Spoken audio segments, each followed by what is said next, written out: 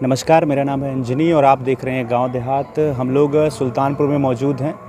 UP PCS 2021 का result आया और रिज़ल्ट में सुल्तानपुर के अवनीश कुमार तिवारी जी को 37वीं रैंक हासिल हुई है और सीधा इनकी पोस्टिंग एसडीएम पे हुई है। सबसे पहले तो गांव देहात परिवार की ओर से अवनीश जी आपको बहुत बहुत धन्यवाद। अवनीश जी के बारे में हम लोग बताना चाहते हैं। अवनीश जी ने 2020 में भी पहले ही प्रयास में ये परीक्षा उत्तीर्ण की थी और बीएसए के रूप में इनका जो है चयन हुआ था और लगातार दूसरे प्रयास में इन्होंने बेहतर किया है। और आज हम लोग इनके गांव में मौजूद हैं। गांव से ही ये ताल्लुक़ रखते हैं। आर्थिक रूप से इनका परिवार इतना सबल नहीं था। इसके बावजूद भी कहा जाता है कि प्रतिभा जो है संसाधनों की मोहताज नहीं होती है। इस कहावत को उन्होंने चरितार्थ किया है। अवनीश जी का बहुत बहुत स्वागत है। अवनीश जी, क्या कुछ आप बताना चाहते हैं? Thank you sir for this. And किसी का भी सिलेक्शन हो अच्छा लगता है।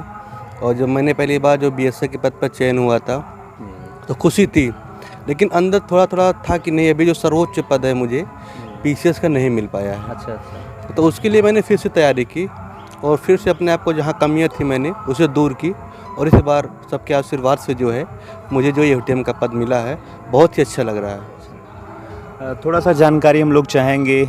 अभी जैसे हम लोगों ने पहले से कुछ जानकारी ली तो पता लगा आपकी स्कूलिंग भी प्राइमरी स्कूल में हुई है। सरकारी स्कूल के बारे में एक अलग लोगों का मानना है कि वहाँ पे बेहतर शिक्षा नहीं मिलती है। मेरे जो 1 से 5 तक की पढ़ाई हुई है प्राथमिक विद्यालय भगवानपुर में हुई है और उसके बाद 6 से 10 तक इंटरमीडिएट कॉलेज गौरा में हुई है, वो भी सरकारी स्कूल है। और 10 to 12 इंटरमीडिएट का नटौली, वो भी सरकारी स्कूल है। उसके बाद मैंने ग्रेजुएशन बीएससी किया है फिजिक्स केमिस्ट्री मैथ के साथ Kamala Nehru institute of physical and social science से, ठीक। और उसके बाद मैंने एमए किया है गणपत साहब पीजी कॉलेज से और उसके बाद मैंने हिस्ट्री से जो है नेट एंड जेआरएफ क्वालिफाई किया है। अच्छा। जी। तो इधर आने का आपका क्या तात्पर्य था? कहाँ से आपको प्रेरणा मिली कि मुझे इस क्षेत्र में आना है, सिविल सर्विसेज की तैयारी करनी है? कई कारण थे इसके। पहला कारण था कि मतलब कि सुल्तानपुर में एक ऐसा माहौल मिला मुझे जो कि प्रेरित कर सका कि मैं इस क्षेत्र में काम कर सकता हूँ। जैसे धे कोचिंग जो है, डीएसए कोचिंग जो कहते हैं हम, आई वहाँ पे हमारे बड़े भैया काम करने लगे तो मैं भी जो भी टाइम मिलता था मैं स्पेंड करता था उसमें जाकर। अच्छा। एक माहौल तो बना और बचपन से जो मेरे मनोवृत्ति निर्माण में मेरे पिताजी का बहुत बड़ा योगदान रहा। वो भी एक अधिकारी बनना चाहते थे लेकिन कुछ रिसोर्सेस और कुछ प्रॉब्लम की वजह से नहीं बन पाए, लेकिन बार बार वो मुझसे किसी क्षेत्र में किसी का भी चयन होता था तो मुझसे बताते थे किनका चयन हो गया, उनका चयन हो गया। तो एक बचपन से मनोवृत्ति डेवलप हो गई। दूसरा भी चयन होना चाहिए, हमारा भी चयन होना चाहिए जिससे मैं बाप को खुशी दे सकूं। और तीसरी बात ये थी कि एक समाज कल्याण, हमारे क्षेत्र हमारे घर की सबसे बड़ी क्वालिटी है परोपकारिता। अच्छा। और मैंने सोचा कि इस क्षेत्र में जाकर कहीं ना कहीं हम लोग दूसरों को सहयोग कर सकते हैं। इसलिए 3 कारण थे मुझे लगता है जिसने जो है मुझे इस क्षेत्र की तरफ जाने के लिए प्रेरित किया। जब पहली बार जो है आपने परीक्षा दी यूपीएससी की और उसमें आपको सफलता मिली तो कोचिंग वगैरह कहाँ से हुई? ऐसा कहा जाता है कि बिना कोचिंग के आप बेहतर नहीं कर सकते हैं। कोचिंग का कितना बड़ा योगदान माना जाता है इस प्रकार की परीक्षा में? किसी भी इस परीक्षा में जो बड़ी परीक्षाएं हैं उनमें कोचिंग का महत्वपूर्ण स्थान इसलिए है क्योंकि फाउंडेशन मजबूत करता है आपका। फाउंडेशन अगर आपका मजबूत है तो उसके बेस पे आप बिल्डिंग खड़ी कर सकते हैं। तो कोचिंग ने मेरा फाउंडेशन मजबूत किया।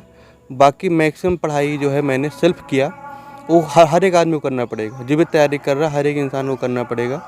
तो कोचिंग ने मेरा जो फाउंडेशन था और कॉन्सेप्ट क्लियरेंस था दोनों को बहुत अच्छा किया और उसके बाद उसकी बेसिस पे मैंने जो है आगे अपना पूरा पढ़ाई की। एक पद आपको मिल गया, परीक्षा आपने पास कर ली थी, दोबारा फिर ऐसा माना जाता है कि आपके पास जब पद है उसके साथ साथ पढ़ाई बहुत कम कर पाते हैं। तो उस समय आपने बेहतर करने के लिए कैसे समय निकाला?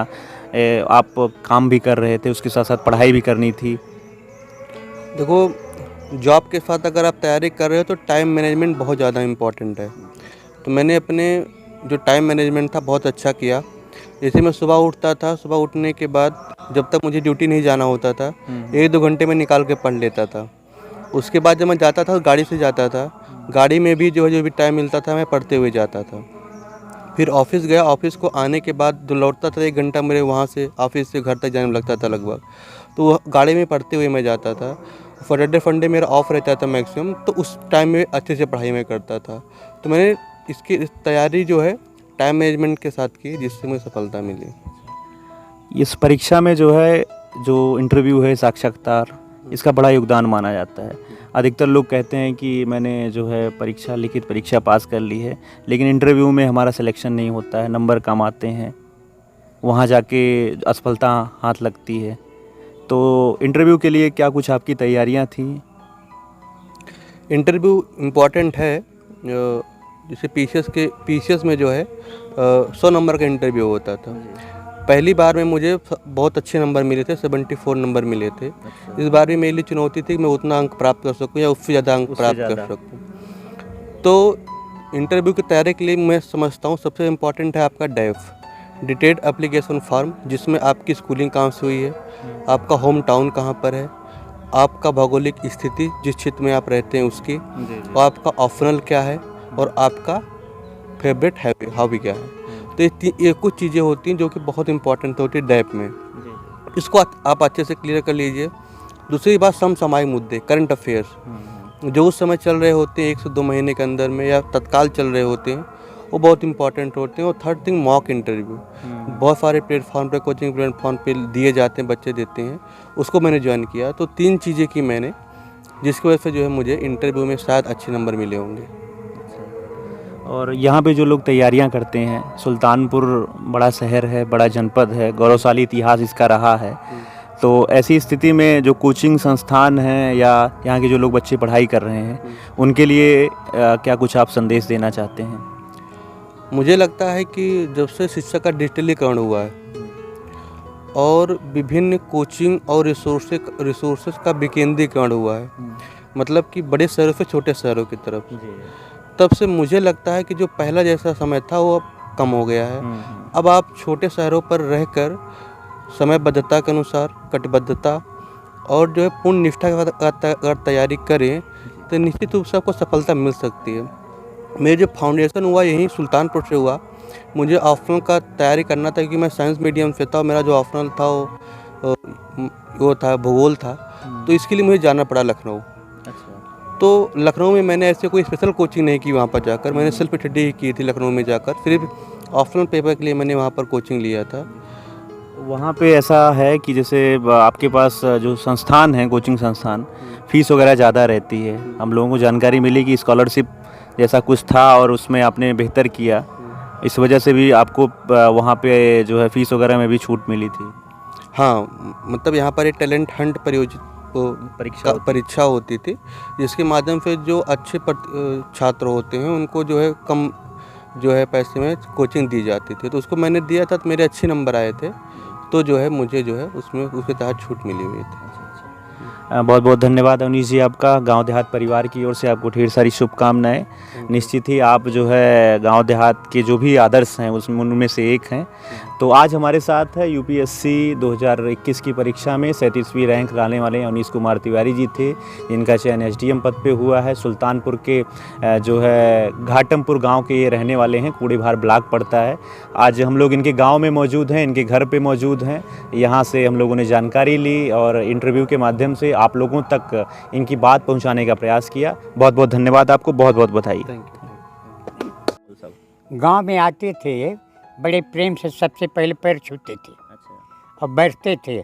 काफ़ी देहाती भाषा में बातचीत करते थे, लगता था कि कोई अधिकारी नहीं है, लेकिन अंदर इनके ये भाव भरा हुआ था कि मुझे किसी ऊंचे पद पर जाना है। और हमारे बच्चे जो हैं, हमारे नाती हैं, वित्त इंजीनियर हैं, उनको भी प्रेरणा देते थे, उनसे सलाह लेते थे। आज भी परिवार में इस तरह मिले हुए हैं कि कोई कह ही नहीं सकता कि अधिकारी बने। प्राइमरी स्कूल पढ़े, इनका भाई 3000 से नौकरी की शुरू किया, धीरे कोचिंग में धीरे धीरे डेवलप किए, वहाँ से तैयारी की, पीसीएस की, पहले एग्जाम में बीएससी हुए, फिर जैसे धीरे धीरे इन्होंने एसडीएम पद पर पा गए। अवनीश जी के सफलता के पीछे इनके बड़े भाई अभिषेक तिवारी का बड़ा योगदान माना जा रहा है। और जहाँ पे अवनीश ने कोचिंग किया था वहीं पे अभिषेक जी जो है नौकरी करते थे। 3000 रुपये से इनकी सैलरी थी उसमें भी अपने भाई के लिए उन्होंने बेहतर किया है। अभिषेक जी हमारे साथ हैं, क्या कुछ आप बताना चाहते हैं? आप लोगों के लिए खुशी का मौका है। बहुत खुशी है, इतना खुशी है कि क्या बताएं, मैं मतलब शब्दों में बयान नहीं कर सकता हूं। ठीक है, सबसे बड़े जो योगदान रहा हमारे कोचिंग संस्थान के जो डायरेक्टर सर हैं, अभिषेक सर का रहा। अगर मैं वहां पे जॉब नहीं करता, हो सकता था मेरा भाई अधिकारी नहीं हो पाता। ठीक है, तो बहुत जश्न का समय है, पूरा गाँव, पूरा प्रदेश गर्व महसूस कर रहा है कि वह अधिकारी बन गए। और अभी उनका जो चयन हुआ है एफडीएम के पद पे हुआ है। आगे मैं ईश्वर से कामना करता हूं कि डीएम जरूर बनेंगे। और थैंक यू, धन्यवाद।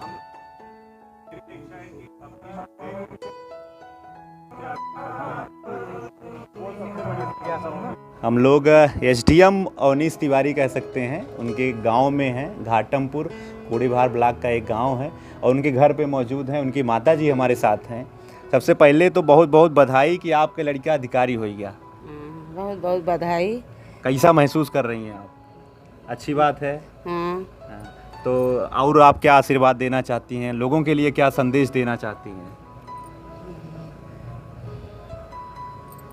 जैसे लोग ये मानते हैं कि जो गांव के लड़के हैं वो अधिकारी नहीं बन सकते, पढ़ाई में ज़्यादा क्यों नहीं बन सकते हैं? आप सब आपका बन लड़का सकते बना? हैं। हमारा लड़का बना है, वैसे सब मेहनत करें हमारे लड़के की तरह। अच्छा। सब आगे जाएं लड़के। तो बचपन में पढ़ाई में कैसे थे? बहुत अच्छे थे। हाँ। हाँ। तो अभी जैसे इसके पहली वाली परीक्षा ये पास किए, अधिकारी हो गए थे, तो ऐसा तो नहीं था कि व्यवहार में अधिकारी वाली बात? हाँ, वैसे व्यवहार में अच्छे थे। हाँ। हाँ, कोई बदलाव नहीं इनका हुआ। हाँ। तो और लोगों के लिए आप क्या संदेश देना चाहती हैं? मैं और लोगों को संदेश देना चाहती हूँ कि और सब लड़के ऐसे पढ़ाई करें, सब और आगे जाएं हमारे लड़के की तरह। जी। हाँ, जैसे हमारे लड़के ने मेहनत करके निकला है वैसे सब लड़के निकलें। हाँ। चलिए ठीक है, ये अवनीश की माता जी हैं और हम लोगों ने उनसे जानकारी ली। ये घर है अवनीश का।